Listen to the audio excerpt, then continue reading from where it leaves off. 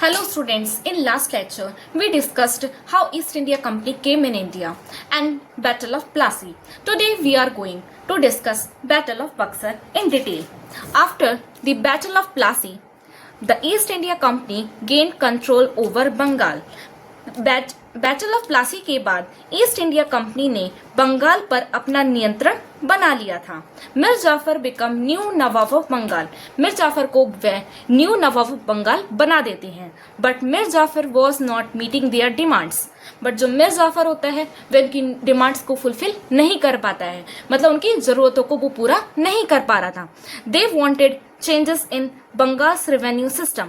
वह जो ब्रिटिशर्स थे वह बंगाल्स की रेवेन्यू सिस्टम में चेंजेस लाना चाहते थे और कंट्रोल करना चाहते थे ट्रेड पर. बट जो हमारा मीर जाफर था वो उनकी नीड्स को पूरा नहीं करता है, मीन्स उनकी जो मांग होती है उसको पूरा नहीं करता है. इसलिए वह मीर जाफर को न्यू नवाब बंगाल से हटा देते हैं और किसको लेकर आते हैं? मीर कासिम को लेकर आते हैं.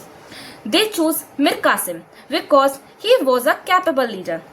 ये मीर कासिम को इसलिए चूज करते हैं बिकॉज वह एक सक्षम लीडर था और who wanted to strengthen Bengal's economy. वह चाहते थे जो मीर कासिम है वो बंगाल्स की इकोनॉमी को स्ट्रेंथन कर दे, मतलब मजबूत कर दे. पर आगे जाके वह मीर कासिम को हटा के फिर मीर जाफर को लेकर आता है. क्यों? बिकॉज जो पहले जो Britishers were not paying taxes while Indian traders had to.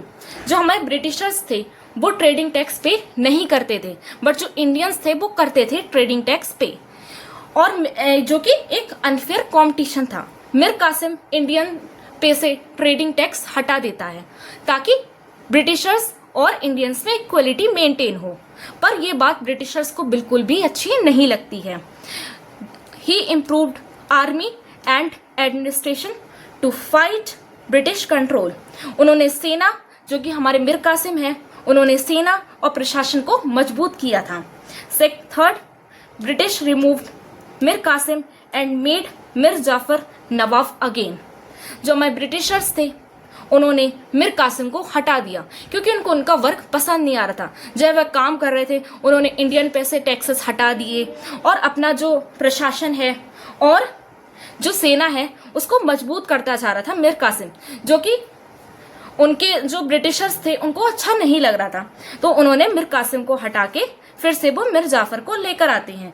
इस बात से जो हमारे मीर कासिम था वो बहुत ज्यादा नाराज हो जाता है और वह जाता है शाह आलम टू के पास.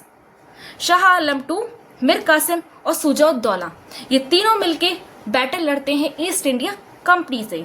Name the battle of Buxar, जो कि परफॉर्म होता है 22 अक्टूबर 1764 में.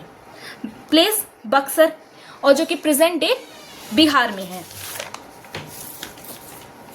और इस बैटल के हमारे परिणाम क्या रहे थे? ये बैटल किस किस के बीच में लड़ा जाता है?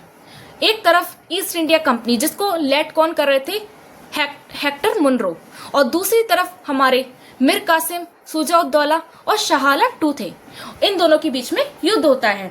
इसमें हमारी जो ईस्ट इंडिया कंपनी थी, जो हमारे ब्रिटिशर्स थे, उनकी विक्ट्री हो जाती है, वह जीत जाती है. सेकेंड, ट्रीटी ऑफ इलाहाबाद 1765 में ब्रिटिश और शाह आलम टू के बीच में साइन होती है. मीन्स अंग्रेज और शाह आलम टू के बीच समझौता हुआ था. और थर्ड, दीवानी राइट्स.